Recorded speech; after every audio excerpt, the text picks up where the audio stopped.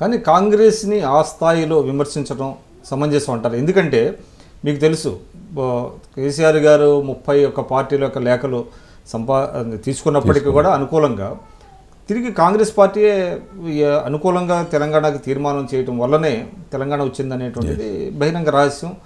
వారు కూడా వెళ్ళారు, కృతజ్ఞతలు తెలిపారు సోనియా గాంధీ గారికి. కానీ ఏదో కొన్ని చిన్న ఇన్సిడెంట్స్ను దృష్టిలో పెట్టుకొని అంత తీవ్రమైనటువంటి విమర్శలు ఒక జాతీయ పార్టీ మీద చేయాల్సినటువంటి అవసరం ఉందా? అంటే అది ఒక మీ బలహీనతను తెలియజేస్తుంది అనేటువంటిది వాళ్ళ యొక్క ఆరోపణ.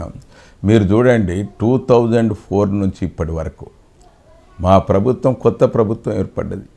తెలంగాణ రాష్ట్రం వచ్చింది రాగానే ముఖ్యమంత్రి గారు ఏమన్నారంటే ఇది అందరం కలిసికట్టుగా దీన్ని బంగారు తెలంగాణ చేసుకుందాం, మీరు అందరు కలిసి రండి, రాజకీయాలు ఏమైనా ఉంటే ఎన్నికలలో చేసుకుందాం, ఇప్పుడు మాత్రం అభివృద్ధి దశలోకి తెలంగాణ తీసుకుపోవటానికి మీరందరూ కూడా కలిసి రావాలి, కాబట్టి దీన్ని ఎట్లా బంగారు తెలంగాణ చేసుకుందామో మీరు కూడా సరి అయినటువంటి సూచనలు ఇవ్వండి అనేటువంటి ఒక మాట చెప్పినాం.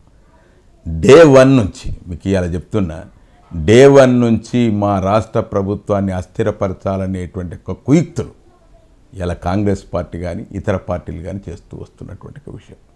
ఇలా ఓటుకు నోటుకు విషయంలో తీసుకోండి, ఒకవేళ మేము అప్రమత్తంగా ఉండకపోతే మమ్మల్ని అస్థిరపరిచి ప్రభుత్వాన్ని కూలదోసి మళ్ళీ ప్రభుత్వంలోకి రావాలనేటువంటి ఒక కుయుక్తి ఏదైతున్నదో కాంగ్రెస్ పార్టీ దాన్ని కాంగ్రెస్ ప్రమేయం ఉందంటారు. కాంగ్రెస్ కాకుండా ఇతర పార్టీల వాళ్ళు, కాబట్టి అందరు కలిస్తేనే. ఓటుకు నోటు కేసు ఇప్పుడు ఏ దశలో ఉందండి? యాంటీ కరప్షన్ ఏదైతే ఏసీబీ ఉన్నదో విచారణ జరుపుతుంది, దాని మీద ఇంకా జరుగుతున్న చర్య జరుగుతూనే ఉంటుంది, పూర్తిగా మూసివేసినట్టయితే కాదు. ఇది కోర్టు వ్యవహారం, స్వతంత్రంగా ఉండేటువంటి ఫైనల్ ఛార్జ్ షీట్ అంటే ఇంకా విచారణలో ఉన్నాయి కాబట్టి ఫైనల్ ఛార్జ్ షీట్ ఎక్కకపోవచ్చు.